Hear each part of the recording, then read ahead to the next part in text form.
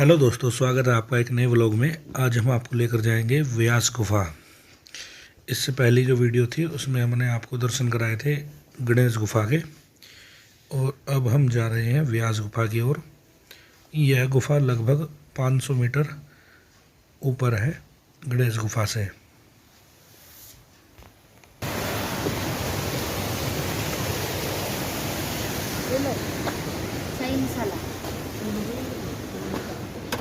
मेरे बोनी श्री श्री श्री क्या है ये चाय मसाला है बहुत अच्छा। चाय? तो 10 रुपये का है। चाय का है? हाँ चाय का चाय एक दे दो बस। पर सामने बात ये कही कि बोनी नहीं हुई, इसलिए ले रहा हूँ। अरे भैया एक ही 5 में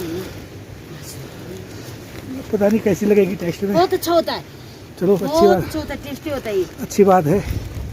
बाकी ये है कि आपने कहा कि बोनी नहीं हुई, मैं इसलिए ले रहा हूँ। देखते हैं। अच्छा जी, नमस्कार। ये क्या है? ये शुगर के लिए।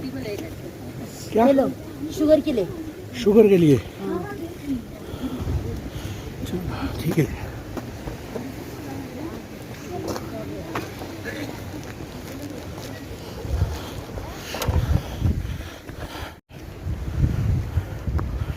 दोस्तों देखो, एक बात यहाँ अच्छी लगी हमें, यहाँ कोई आपसे पैसे नहीं मांगता, अपना व्यवसाय करके बैठे हैं। आपको सामान खरीदने के लिए ऑफ़र करते हैं, वो आपकी इच्छा है, आप लेंगे या नहीं लेंगे।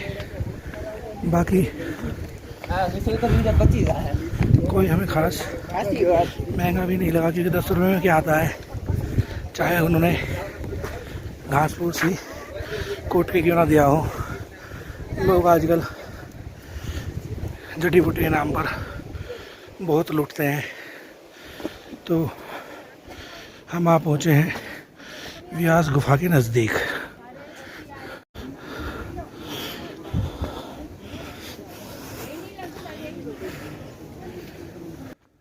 भारतीय स्टेट बैंक माणा में स्थित है। बाकी हम आप पहुँचे हैं व्यास गुफा। हमारे सामने है व्यास गुफा, और यहाँ पर एक चाय की दुकान जिस पर लिखा है भारत की आखिरी चाय की दुकान, क्योंकि इसके पीछे से एक रोड जाता है जो बॉर्डर के लिए जाता है। वो आम रास्ता नहीं है, वो सिर्फ आर्मी वालों के लिए ही है। श्री वेद व्यास गुफा चलते हैं। जय।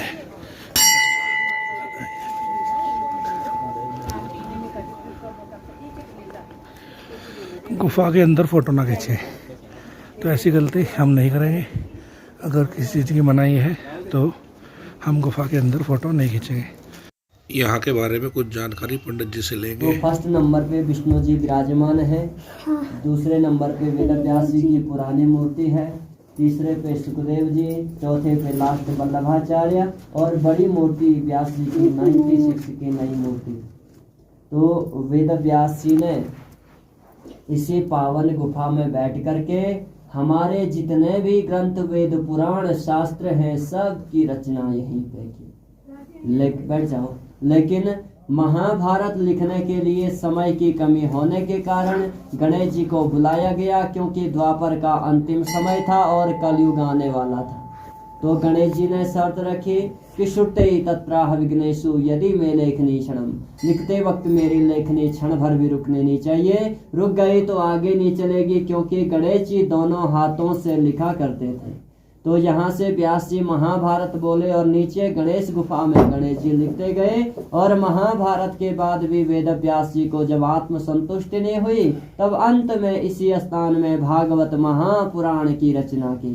बोल भागवत महापुराण की जय। व्यास पुत्र सुखदेव जी तीसरे नंबर पे जो मूर्ति है, तो ये 12 साल तक माँ के गर्भ में रहे। कहा कि जब तक मुझे श्री कृष्ण के दर्शन नहीं हुए मैं जन्म नहीं लूंगा। तो कैसे हैं वो आनंद कंद वृंदावन बिहारी, जो माँ के गर्भ में भी दर्शन दे देते हैं। बोल माँ के बिहारी लाल की जय। और जो लास्ट वल्लभाचार्य जी विराजमान हैं, छत्तीसगढ़ चंपारण से 500 वर्ष पहले 11 साल की बाल अवस्था में यहाँ पे आए। तो 500 वर्ष पहले कोई एम्बेसडर नहीं थी, समूह टाटा नहीं थी, पुल नहीं थे, एरो का चिन्ह नहीं है तो कैसे आए होंगे?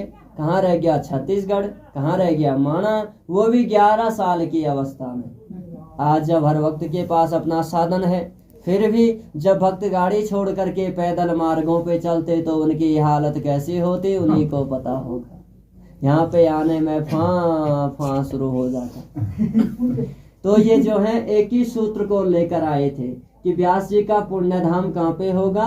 ब्रह्म नद्याम सरस्वत्यामाश्रमं पश्चिमी तटे सम्या प्रास्ति प्रोक्त और श्रीराम सत्रवर्धनम तस्मिन् स्वाश्रमे व्यासो बद्रीश षण्डवंडिते। ब्रह्म कहते ज्ञान को, जहाँ पे ज्ञान को देने वाली माँ सरस्वती बहरी हो। सम्या प्रास नामक क्षेत्र जहाँ पे हो। बद्री षंड मंडिते, बद्री कहते बेर को, तो बेर की झाड़ियां हो। सोच लीजिए उसी स्थान पे व्यास जी का पुण्य धाम होगा। तो जब वल्लभाचार्य जी यहाँ पे आए तो साक्षात वेद व्यास जी के दर्शन हुए, क्योंकि वेद व्यास आज भी अजर अमर है। अश्वत्थामा, राजा बलि, व्यास मुनि, हनुमान, कृपाचार्य, परशुराम, विभीषण और मार्कंडेय ऋषि। बोल वेद व्यास भगवान की जय। ये विशाल शिला जो दिख रही है ये व्यास पुस्तक है, व्यास पोथी। इसको बाहर से देखोगे अलग अलग पन्ने स्पष्ट दिखाई देते हैं, तो टाइम मिलेगा खोल करके पढ़ लेना। पत्थर कैसे खोलेंगे? तो द्वापर में पूरी भोजपत्र हुआ करती थी, और जैसे ही कलयुग आया पूरा पत्थर में अवतरित हो गया। अगर भोजपत्र ही रहता तो भक्त इस कोरोना काल जैसी स्थिति में मार्केट में बेच देते।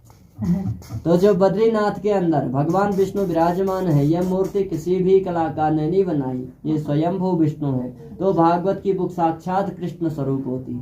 कलयुग आते ये भी पत्थर में अवतरित हो गया। बोल बद्री विशाल भगवान की जय। हरिओम। आप लोगों की यात्रा मंगलमय हो, मनोकामना परिपूर्ण हो, इसी प्रकार की भक्ति बनी रहे और वेद व्यास जी बुलाते रहे पुनः दर्शन प्राप्ति ही।